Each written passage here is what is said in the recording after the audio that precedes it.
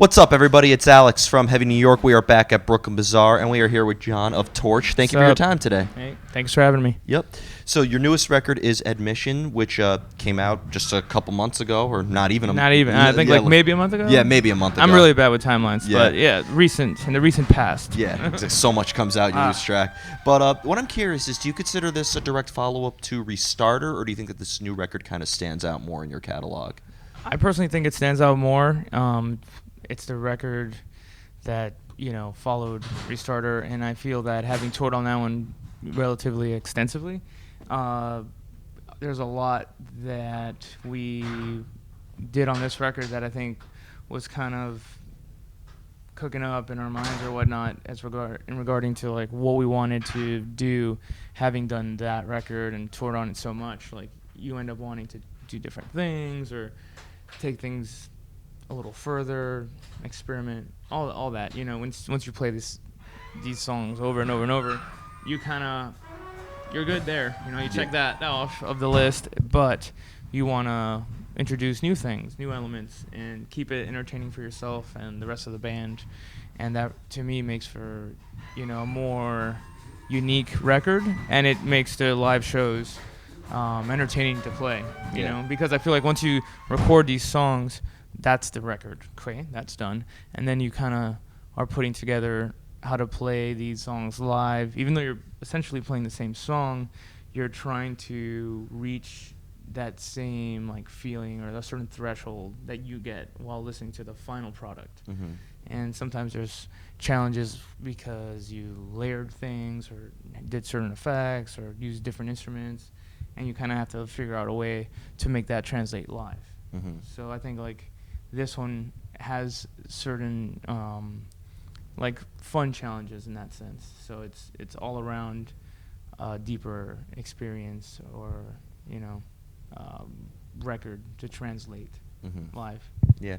What I'm curious is, as we talked about before, you switch from bass to guitar, and actually, fun little fact is I interviewed Melvins, and they say that it's mostly frustrated guitar players who end up playing bass. So you totally just indirectly said "F you" to that statement. But like, what I'm curious is there a similar creative energy or similar exercise that you incorporate on the guitar as you do with bass, or separate instrument, completely separate, like mind frame? I think with the way that we write songs, everything has its place just like any other band, but tonally our guitars, certain things we've done on guitars are very bass-like. Mm-hmm. But for me, I don't know, it wasn't a big deal, to tell you the truth. Like I've recorded numerous guitar tracks on all our records. I did a solo on the last one. So we're more fixated on like giving a song what it needs and making it feel as complete as possible, no matter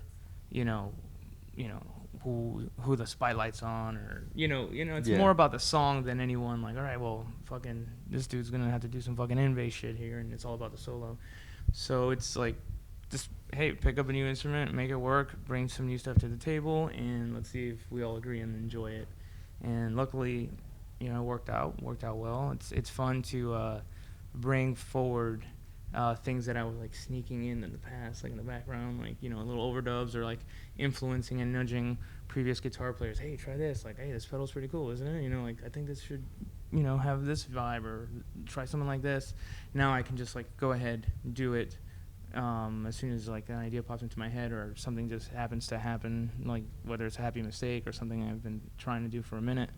And yeah, as long as everyone likes it, it's cool. It's on the record.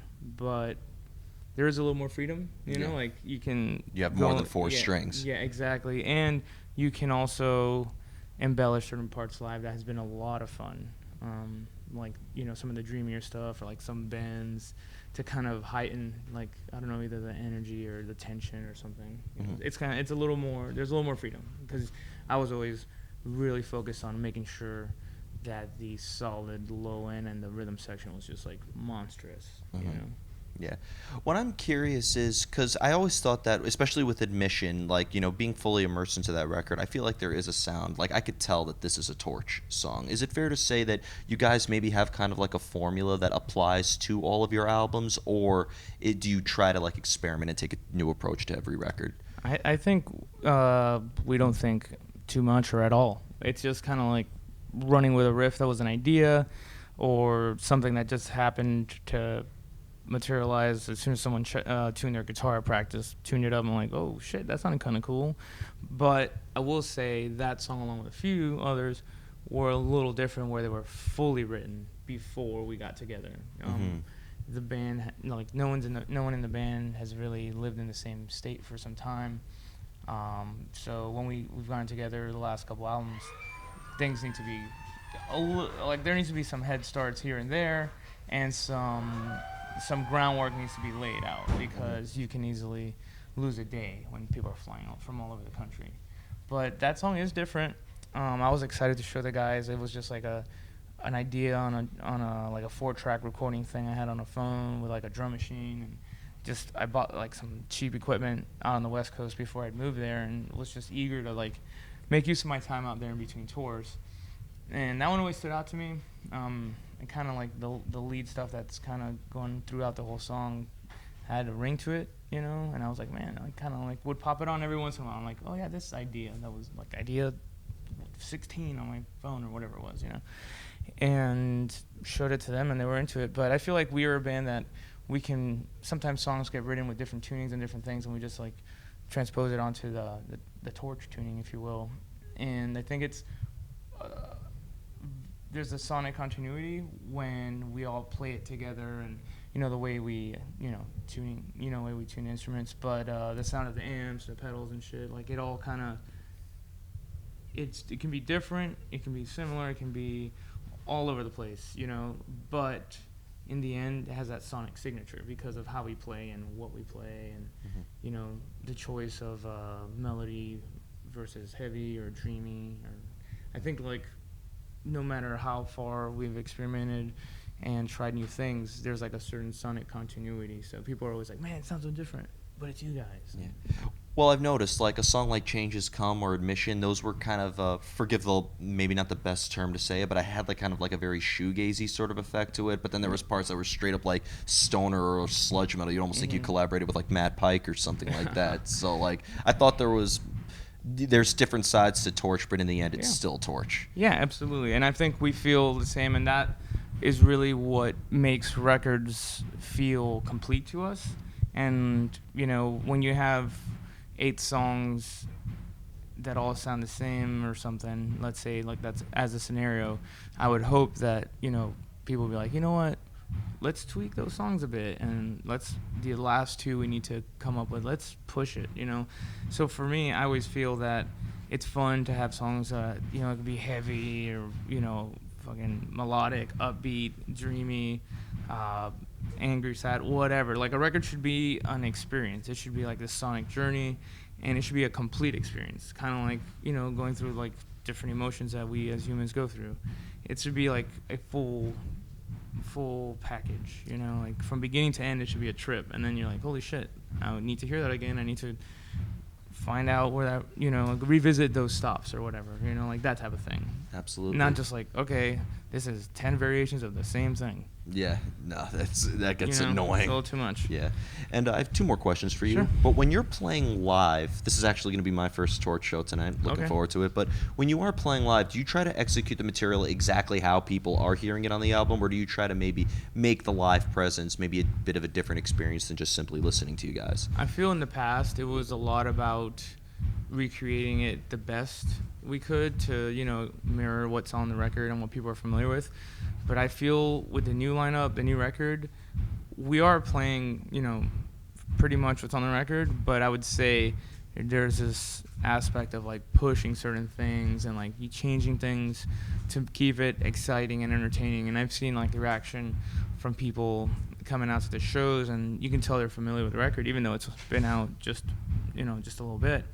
And the little differences and stuff, they're like, you could see their reaction, like, yeah, or like, you know, some of them are like, after the show, it's like, man, you know, I know the songs front to back now, and those things that got switched up were awesome. Just because certain things translate differently, and certain things I feel, whether energetic-wise or like emotionally, can be heightened by like just pulling a string just a little bit higher, or, you know, turning on a different pedal, having the guitars do some interplay here and there. it can really heighten the experience. So I think it's something that I've been thinking about, on some past tours where I'm like, I have some older friends, and they're like, yeah, back in the day when we used to go to shows, you wanted to see how they were going to do things differently, and nowadays all these young cats, they're just playing exactly the same thing every night. And that was kind of like they planted a seed in my head, at least. So there's certain embellishments and things, or like if I'm playing rhythm and then Steve's going to go into a solo, I'll be like, well, if I do this slide here, or like bend this string here, or do an octave thing, like I think it'll set him up a little bit, better than just the same rhythm I'm going to play, beside his lead for the next part. So you kind of have fun with it. It's just about becoming comfortable and familiar with playing the parts, and there's certain things you can do that maybe on the record you were like, that might be a little too much. Like, I don't want to do that. It doesn't call for it. But live, I think there's room to like embellish or add this extra thing to kind of heighten the experience of that part going to the next one, or if a part repeats a bit, there's something you can do to help build. You want to start the song and then hopefully build towards the end, and like have people like, damn, like, all right, I'm glad I came out to the show because the record's great, but that's the reason I'm going to go see live music, for that extra heightened, in the moment, somewhat spontaneous, interaction between the musician playing, feeding off the crowd, and it's like this awesome cycle. And you want to really just amplify that back, like, here it is, I'm feeling it tonight, and it's like a group effort. You really feel it feeding off the energy in the room that night. Definitely. And the final question I'd like to ask you is, it's always the most difficult one, but you've answered the questions actually very well, so I think you'd be a good Sometimes person it's word soup, so you can edit this, however. I'm not editing shit, man. I'm even going to maybe enhance the squeaky noise of the door just to really troll people. That change in my pocket. Yeah, exactly. But how do you know when a song is done? Because I've noticed there were songs on this record that was like 5 minutes, and then some songs that were like 8 minutes, and then some songs that were long enough to just be their own albums. So yeah, right. I think that you just kind of know. And like sometimes everyone in the band's like, "Yep, that's done," and sometimes there's a little back and forth. And ultimately, the group should always want like what's best for the song and the album.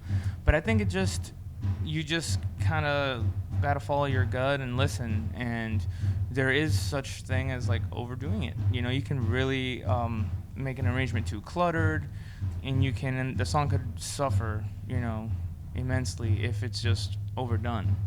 But I mean, it's not rare to hear bands, going through a song, loading it up. It's like a plate of food, and like you throw a bunch of ingredients, and at the end you're like, come back the next day, you're like, what the hell did we do? Yeah. So in the past we've removed things, sometimes you add things, but it's something, it's like maybe instinctual, or like you listen to the song and it takes you on this path, and there's kind of like a guesstimated or preconceived destination, and if it gets there, shit, man, we're done. But if it doesn't, it's like, we need some stuff, and to help get us where we thought we were going. And sometimes it's just as easily achieved by like removing something as opposed to adding it, But I don't know. It's like, long story short, instinctual. I don't know. I feel like you just gotta know. Yeah, that's always seems to be the best answer, or something like that. So before we go, I'd like to thank you so much for your time today. Dude, it's going to be a kick-ass show tonight. Oh, yeah, is there just anything else after this tour that you would like to promote? It's a brand new record cycle, so I'd imagine we'll be seeing a lot of you. Oh, yeah. You get sick of us. Never. No, I feel like we have some pretty great tours lined up. We're about to announce more information regarding our September tour that's out to the West Coast. We have a run, and that's in September. Then we have a run in November. That's kind of like the southeast over to the southwest, to some cool festivals like Levitation in Austin, Heavy Mountain in Nashville. There's also talks of doing the UK in December, which, we kind of cold for us being all from Miami.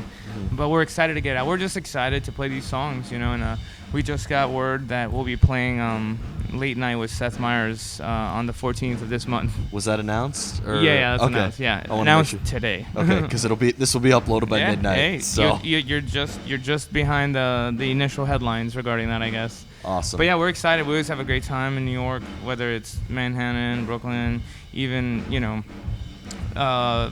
Rochester. New York has always been like kind of like a fourth home or something. I don't know if that's too many. Maybe second home possibly, but yeah, it's always felt right playing here. There's a lot of energy. You get such a diverse, awesome crowd and like characters. We were lucky enough to play CBGB's before it closed down. I was 13 when it closed. Nah, Shut up. Yeah, right. Well, you can visit the urinal in like Las Vegas now or something, which is a shame. All right, I'm out of here. Everybody, we are here with Torche, Admission, out on Relapse. Awesome. Pick that up if you haven't already. This is Alex from Heavy New York. We'll see you next time. Cheers, dude.